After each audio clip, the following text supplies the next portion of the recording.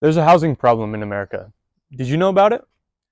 Well, unless it affects you or your family personally, I bet you don't think about it much. But it is an issue, not only in our state, but in our country. Today I'll be addressing the housing problem itself, but also the effects of the housing problem, such as loss of job opportunities and the eventual lead to homelessness. First, let's discuss the housing problem. In an article by VT Digger's Tom Stevens, he talks to us about how the housing problem not only affects our country, but countries around the world. People aren't able to find affordable housing, which leads to people being out on the streets and families being displaced from their homes. According to VT Digger's Tom Stevens, rent and estate prices have dropped. But since during COVID not enough houses were being built, that leads to today's problem where there aren't enough houses for people. And because of COVID, the materials for housing have rose.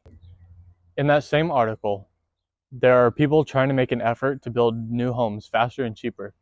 Unfortunately, there aren't enough workers to build these new houses. There is an increase in building materials and supplies, and there isn't enough time to plan with the ever-changing climate. Next, we're going to talk about lost job opportunities. In an article by VT Digger's Clay Adams, he tells us that mortgage rates will decrease, but because of the house shortage, the prices for homes will increase. This will affect people living in Vermont because houses will not be affordable. This is a graph that shows California's housing prices throughout the years. We can see after COVID in 2019 just how it skyrocketed and where we were at the beginning of 2022.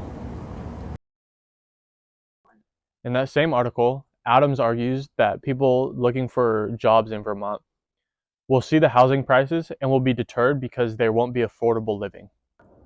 The final point in this article is that businesses are starting to lease apartments just so that employees have affordable living. But unfortunately, this limits the space for people living in Vermont to live. Finally, let's discuss how it's leading to homelessness.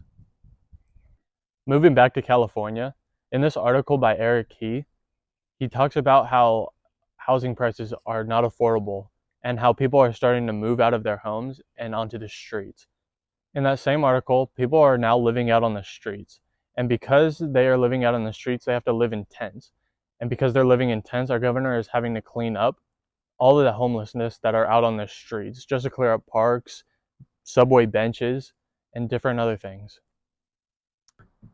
Erica He writes further that homelessness is one of the biggest problems here in California, with cities like Modesto having well over 1,000 people living out on the streets. Today, I talked about how the housing problem affects not only our state, but states around the country. With not enough affordable living, people are opting out of jobs in some states and looking for jobs in other states.